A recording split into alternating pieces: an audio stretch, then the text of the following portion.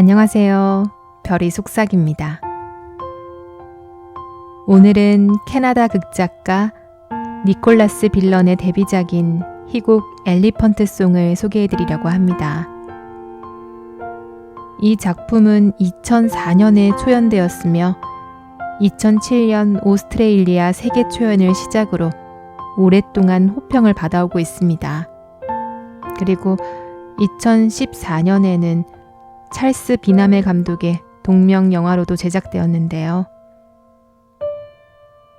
이야기는 크리스마스 이브날, 병원장 그린버그는 돌연 흔적도 없이 사라진 정신과 의사 로렌스의 행방을 찾기 위해 로렌스가 마지막으로 만난 환자 마이클과의 상담을 시작합니다. 그린버그는 다른 의사들과는 달리 마이클의 진료 차트를 보지 않았고, 이 점을 알게 된 마이클은 흥미를 보이며 정보를 제공할 의사를 내비칩니다. 그러나 마이클은 로렌스의 행방에 대한 정보를 주는 대가로 두 가지 조건을 내겁니다. 첫째, 피터슨 간호사를 상담에서 제외할 것. 둘째, 주치의를 로렌스에서 다른 사람으로 바꿀 것. 피터슨 간호사는 그린버그에게 마이클과의 심리 게임에 조심하라고 여러 차례 경고합니다. 상담 중 마이클은 알 수 없는 코끼리 이야기를 반복하며 그린버그를 혼란스럽게 만듭니다. 이렇게 시작된 두 사람의 대화는 점차 마이클의 내면 깊은 상처와 비밀을 드러내며 긴장감 넘치는 심리극으로 전개됩니다. 지금 낭독해드릴 장면은 마이클이 의사 로렌스가 남긴 쪽지를 가지고 그린버그와 심리전을 펼치는 순간입니다. 마이클은 그린버그에게 쪽지의 일부를 건네며 정보를 제공할 의사를 내비칩니다. 하지만 그 대가는 단순한 정보 교환이 아니라 두 사람 간의 심리적 파워 게임으로 이어집니다.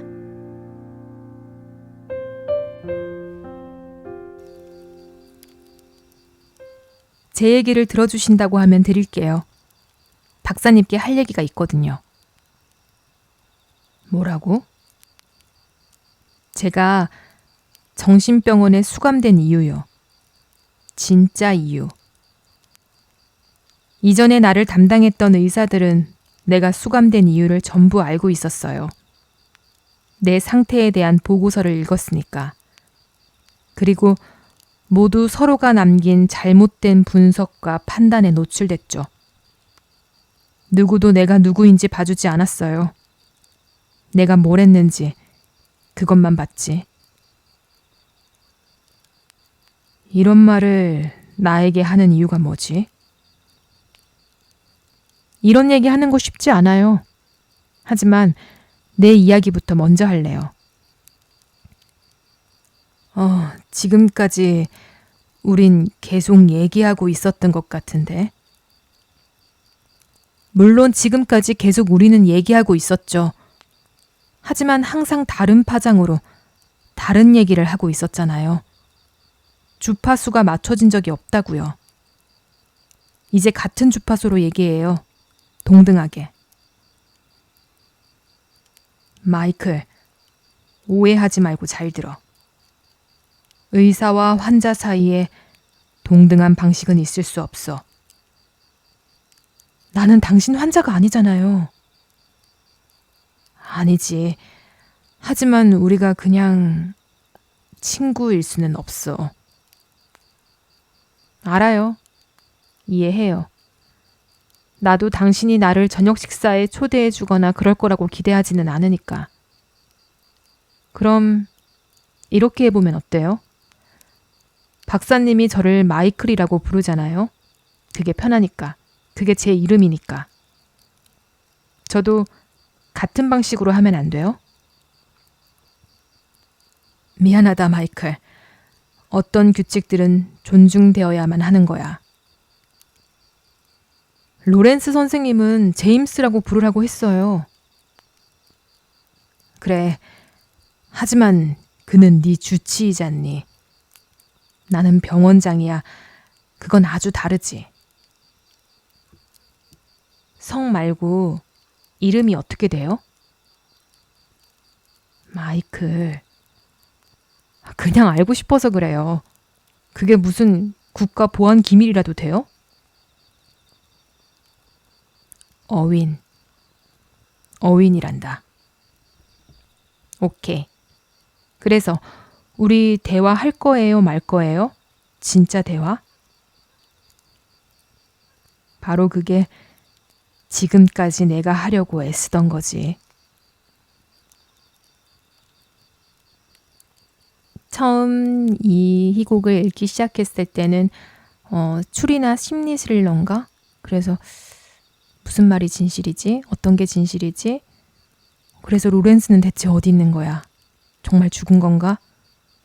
마이클이 사실은 사이코패스 연쇄 살인마인가? 뭐 그런 생각을 하면서 이런 궁금증과 함께 이야기에 푹 빠져서 따라갔는데요. 그러다 보니 어느새 이야기는 사랑과 고독, 인간 내면의 깊은 상처를 다루는 작품임을 알게 되었습니다. 그리고 이야기 마지막엔 조금 예상치 못한 결말이라 조금 충격적이기도 하고 저는 눈물이 좀 나기도 했는데요. 다음은 마이클의 대사를 낭독해 드리겠습니다. 사람들이 사랑 때문에 어디까지 할 수 있는지 보면 꼭 다들 미친 것 같죠? 안 그래요?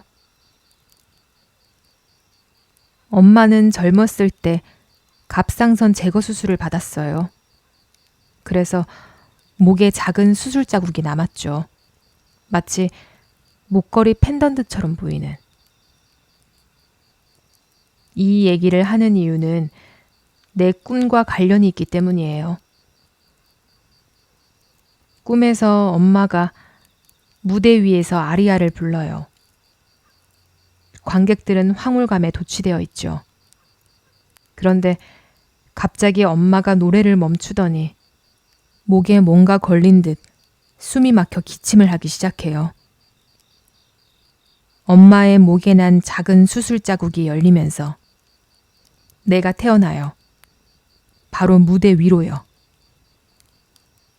나는 엄마 목소리에서 태어난 아이인 거죠. 관객이 막 환호해요. 생명이 탄생하는 장면에서 사람들은 늘 기뻐하니까요. 엄마가 나를 품에 안고 손을 흔들어요.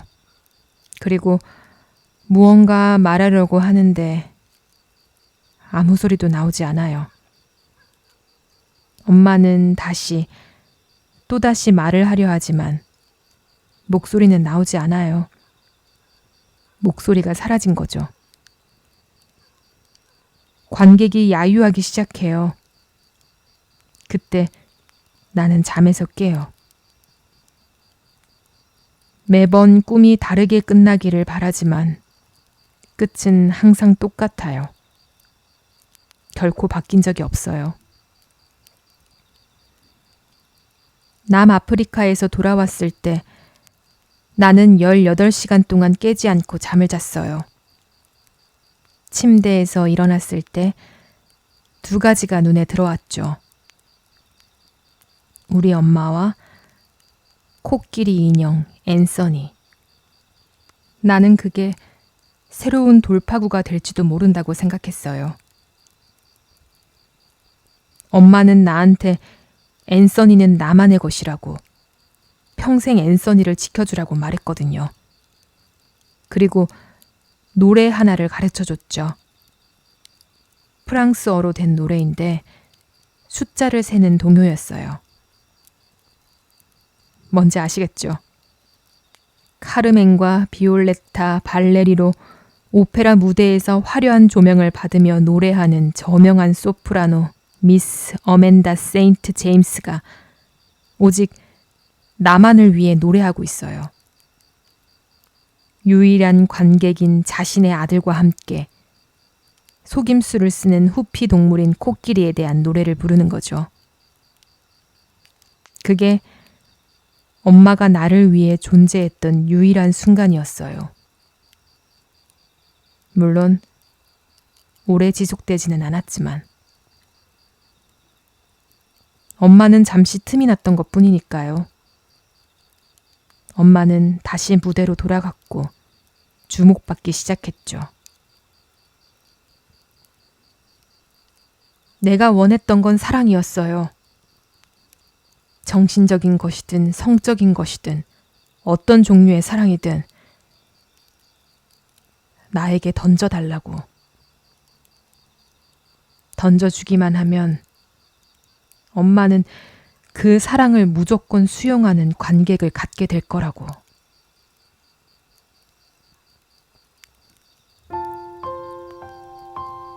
오늘 소개해드린 엘리펀트송 제목의 의미는 많은 사람들 앞에서 노래를 부르던 저명한 소프라노인 마이클의 엄마가 오직 한 사람, 바로 마이클을 위해 부른 노래였다는 의미를 담고 있습니다. 마이클은 그 순간이 엄마가 자신을 위해 존재했던 유일한 시간이었다고 이야기합니다. 만약 엄마가 처음부터 일관되게 나쁜 엄마였다면 오히려 용서하기 쉬웠을지도 모른다고. 하지만 엘리펀트송이라는 노래를 가르쳐주던 그 순간을 기억하며 엄마가 좋은 엄마가 될 수 있었음에도 불구하고 그 길을 선택하지 않았다는 사실이 마이클을 더욱 괴롭게 합니다. 어떤 종류의 사랑이든 던져주기만 하면 그 사랑을 무조건 수용하겠다는 마이클의 말이 마음을 먹먹하게 만듭니다. 부모가 아이를 내 목숨보다 더 소중히 여기고 사랑하는 만큼 아이에게 부모는 세상의 전부가 아닐까 싶습니다. 물론 시간이 지나 아이가 자라면서 더 큰 세상으로 나가겠지만 때로는 나를 이렇게까지 열정적으로 사랑해주는 사람이 이 세상에 있을까 하고 생각하게 됩니다.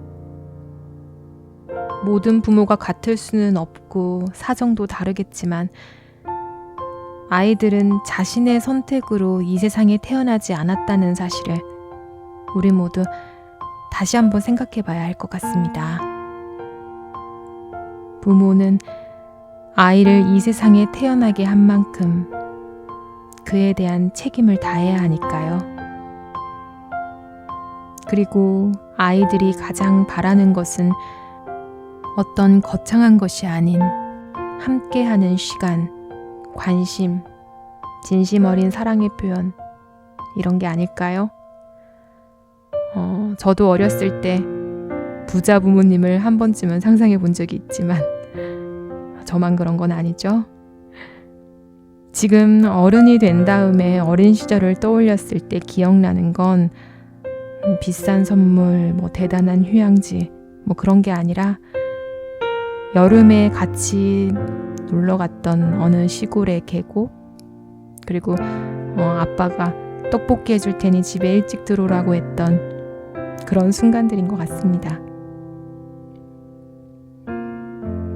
오늘 이 이야기를 떠올리며 저도 저의 1호 팬을 한 번 더 꼭 안아줘야겠습니다.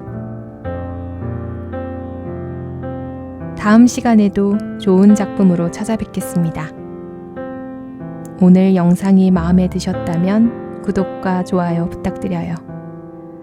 오늘도 함께 해주셔서 고맙습니다.